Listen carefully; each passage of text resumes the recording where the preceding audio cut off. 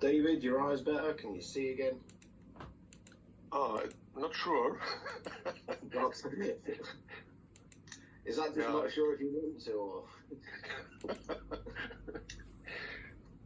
Still something blurry, but I think that's relying on Kodak. No, all good. Yeah, but on Friday it was, couldn't see sharp, and Yeah. that's crazy, sitting in front of the monitor, that doesn't work. Yeah.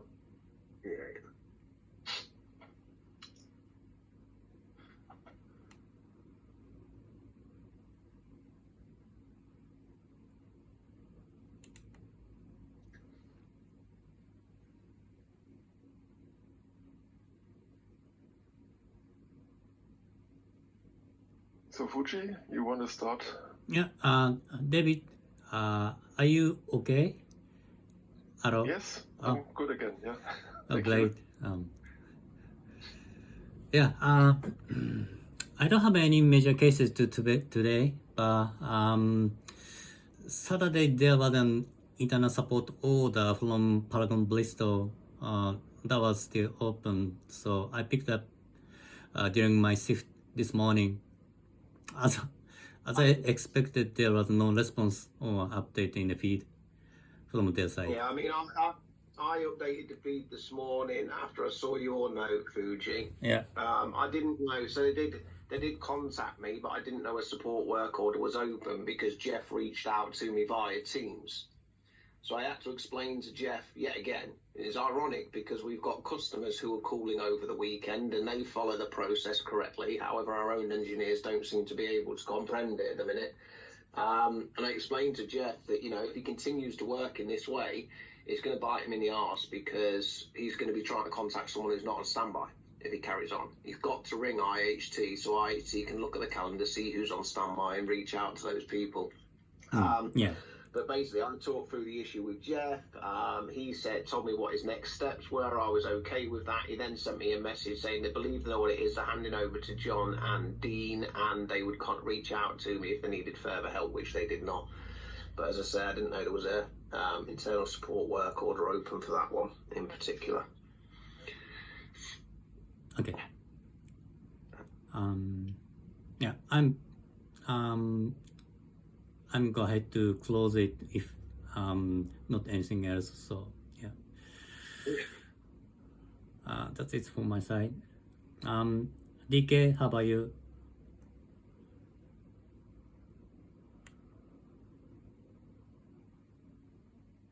I think he dropped off in between. Still, DK? Sorry. I just the signal was just broken.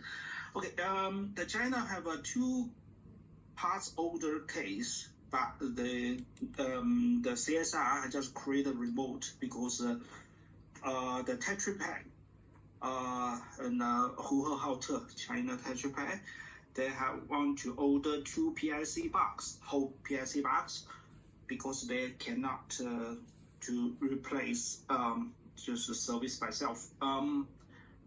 But they don't have a greater PPA. They want to order the new one. So I have to call them to confirm what type they want to order. If without the P, they will be contacted with the sales, no from the service.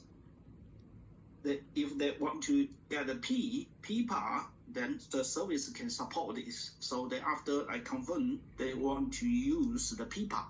So I have create 2 PIC box. After they will be returned us 2. And the other also, as a Tetra Pak, they want to buy some filter. Yeah. So what's the case number for the first one? Sorry. Okay, so first the case number. Wait a moment. I just cancel. No. Okay. So again. So first the case number is 102466. That's for 2 PIC box. Okay. So now I just holding because I need to confirm the address, the land tool, because here in China they have just not need the address and who will be received the parts and the phone number. So the other case number is DK. Just a quick one. Obviously, the other thing that needs to happen first is they need to be sent a quote and signed quote return. Yes. Okay. All right. The first they have sent the document to the coder. The CSR approve. They want to get. They want to what the part they need, and they confirm. Then after we just order and then return the 2 PS box to us. So at the minute, I would still tell customer service they need to send us a quote and it needs to be signed. Annika's currently got an email out to Todd, which she's waiting on a response for, because we have both been told, but we want it in writing, that we will no longer, well, we will accept POs, but we have to still have a signed quote back. Oh, okay. Understood. I understood. That means they had 100% signed documents. Then we see the sign and the chart. Yes. Then we can get the next step. Yeah. Okay. Understood. So I will be told the CSR and okay, so the other case is the same. It's the same. The tax repair. There is 102467. So one is a 466. So the other one is a 467. So they order the filter, and I have a crate already. Same is always. So now I will be sending email to the CSR and call them to talking. So after we need to see the sign and the chart, then we can pass the order. Yeah, sure. Good. Thank you. Yeah, so this China the case, and also one thing today I just called let me park the S series, the customer, the dealer. They say after in June they working well, and PSI the PIC box the MBU issue was low. It's very low. The some PS box that have some issues. So because they have get the service trailing already, they get the license. So that everything they just service by self, or we just get a support the second line. So the customer a little bit happy, better than before. Yeah. That's good. Yeah. So that's China. Thank you. Back to David. Okay, I've got we got a new installation last week, Melter service, print service, mail service. The guys installed 2 CS450 systems as a replacement, and last week I was able to get RSS working on one of the systems, but the other systems does not do a connection. So I'm investigating on that. So I got at the moment 3 cases for Melter. One is for this RSS problem. Then the other case is both systems freeze when the operator clicks on the diagnostics, PSI diagnostics. And the third case is on the one station. They are running production only on one at the moment. When they do a stop of the print job and they want to resume, the last 6 pages are reprinted, which is not correct. It should actually start from the page where it stopped. So I checked the diag report on that one system. Yeah, Rob? Is that IPDS? I can't tell you that. Who's the customer? Melter. It won't be IPDS then, Joe. Yeah, normally 450 is a EGPDS. Yeah, it's not gonna. Yeah. There is no EPDS. It's only IGPDS on the 450. When I mean, it shouldn't happen either way, but just for clarity, David, are we talking about when I'm just trying to think here, I might say something stupid, I'm just trying to think, on the 450, do we have normal stop and fast stop? I can't remember. I don't think we do we? I think it's just a stop. No, there is both. There is. Do we know whether it's a fast stop or a normal stop they're complaining about this? No, can't tell you that. Also, the DIAG report doesn't show it. Right. Maybe we need to just get a screenshot of the button that they're pressing when this happens. Yeah.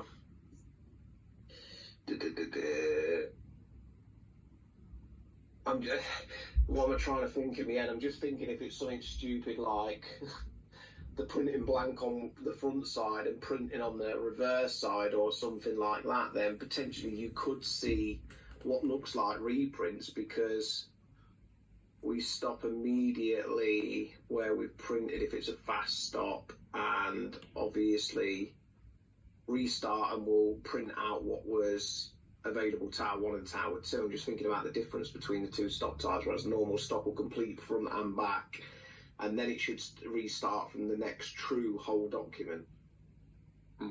But is the behaviour different between the two systems? Well, I think not, because they're only running with one at the minute. Is that correct? Yeah, at the moment they have only one system in production. Right. That's the one which is causing the issues here. Yeah. They will start again this afternoon, and I will be in contact with them. Maybe we can take also trace. Yeah. Or I can watch what they are doing actually here. Yeah, that's the one you've got RSS connected to, is it? Yes. Ah, that's handy. Yeah, if you could maybe give us a bell if you get time to do that, and let us know and see if a couple of people can have a look with you. Yeah. But that's good. Again, I know we brought that up last week with them, but again, you've followed through with that and got RSS at a new customer that we didn't have it at before. So you might want to make a note of that, David, in your. I think you've already got that as one of your goals for 2025. So you might want to go in now that you've done that. Just make a note of the time the customer you did it, so there's some examples in there come year end. Okay, I can do. Okay. So, but by the way, I found out on that controller that Windows Defender setup is not done. So I need to go through that one on both controllers actually. And I don't know, maybe that changes the behavior. Yeah, at least of the freezing of the PSI DX screen. Yeah, maybe the freezing. Yeah. Yeah, this is one of the cause, yeah. Normally, when it freezes, normally you have to set up correctly a Windows Defender. And then there is also the Windows Update. If you remember that we are working on the background, this is slowing down the system, but this is another story. But at least both things should be set up correctly at the installation, at the beginning of the installation. Yeah, they did not do. And I asked for a DIAG report from both systems, and they were already on the road when I asked for that. So I think this is something basic they should provide. Yeah, anyway, I will pull that from the controller.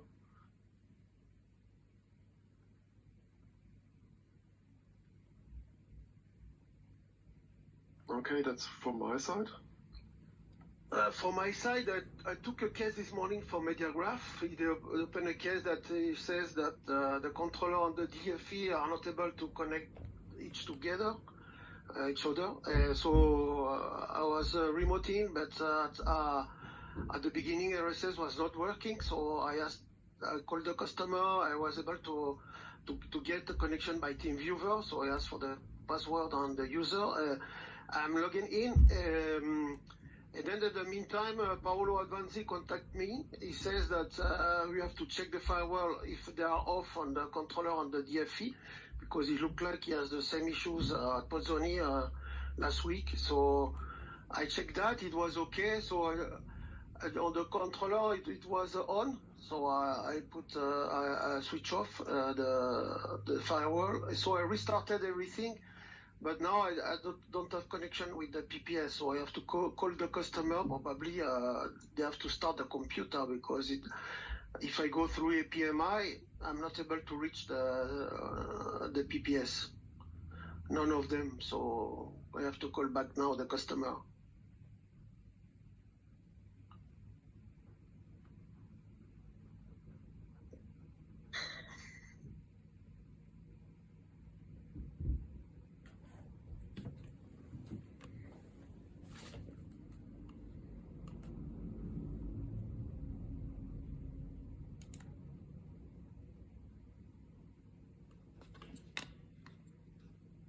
Anything else, guys? Sorry, I'm DK. Can I ask you one question about the possible price for the controller, the servo?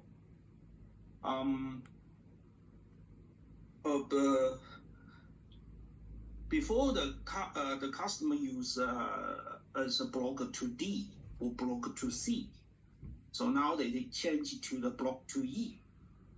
For the servo. So for the feature key, the controller feature key, do you need to replace or need the new feature key?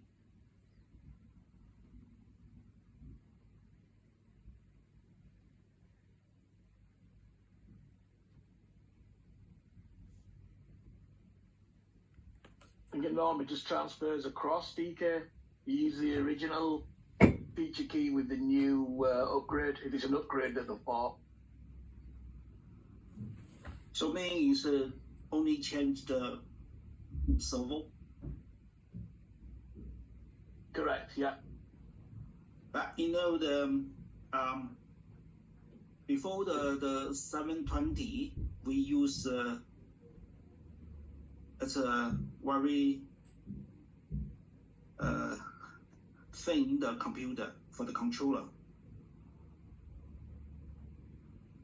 Sorry, say that again? I missed the start. Did you say this is a new controller upgrade and it's come without a dongle? Yes. But to me, that dongle is going to have the wrong serial number attached to it, isn't it? Yes, I mean if the customer change the controller from the block 2D, just for controller, no DFE, just controller from block E to E or block D or C, change it to E. Okay. Yeah, but I think the serial so before we have a dongle. On an upgrade, you normally use the original.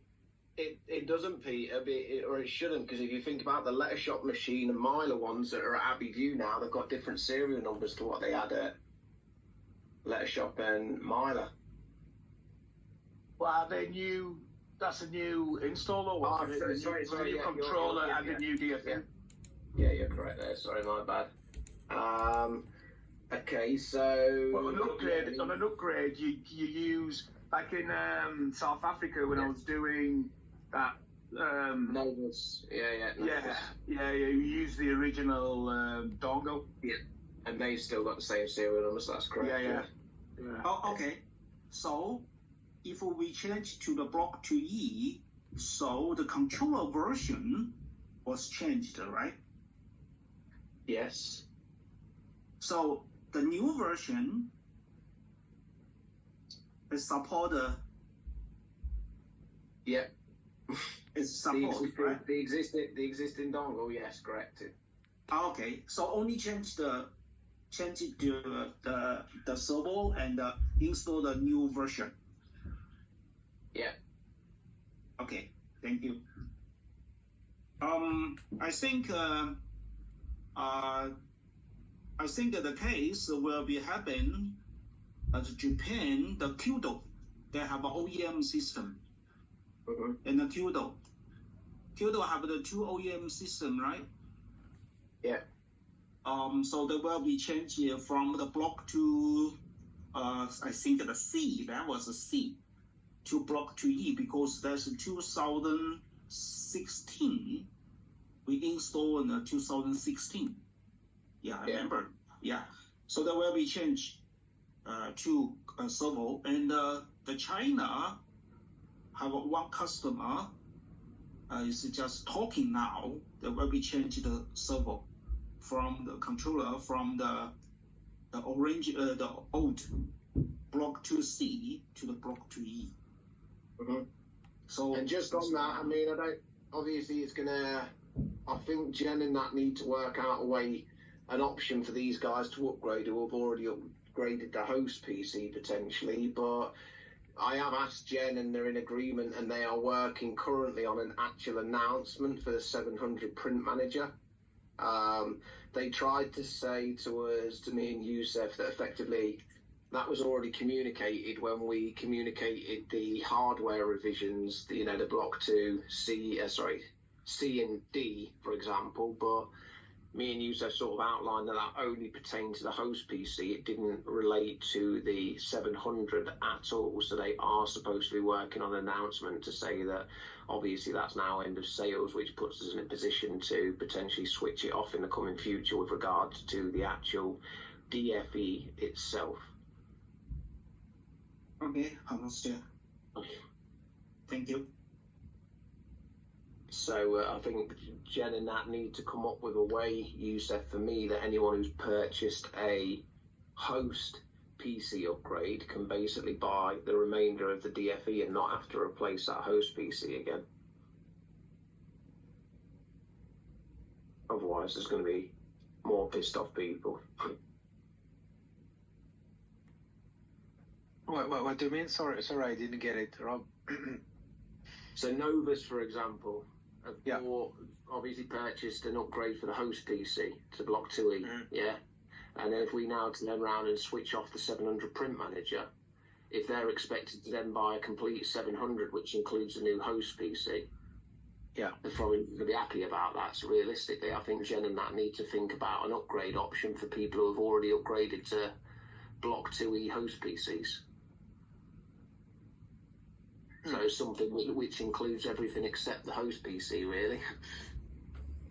And then you have to take that new host PC out and put it into the new cabinet. Yeah. So an 800 print manager without the host PC, you mean? Correct, yeah. And they, Todd did not come back for the host PC stored at Paragon, right? No, he's not come back. It's quite difficult one, that one, yeah. Okay. But I did speak to Scott about it, and Scott says he has been nagging them, and he said he was going to send another reminder to them last week explaining again the risk that they're currently running, and if he didn't get a response, he was going to escalate it to Mark Buckingham. So I'll touch base with Scott and see whether he's got to that point yet, but Scott is trying to push those upgrades at Paragon to block these.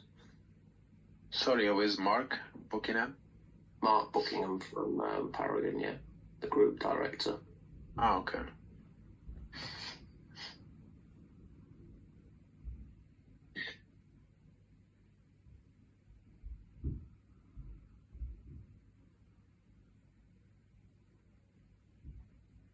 Okay, have we got anything else? I mean, from my side, just quickly, I know what applies. We talked about Bristol over the weekend. The only other two were two US ones, and Enrique was trying to contact us, but he fixed it himself quickly. But while in Vegas also called in with an MBU issue, that was quickly resolved, and Mercury had a problem as well, which required us to dispatch Jason Cardona. So they're all straightforward, but yeah.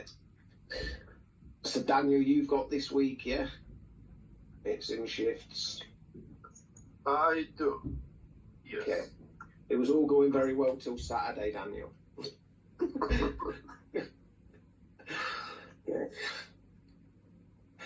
Okie dokie. Anything else, guys?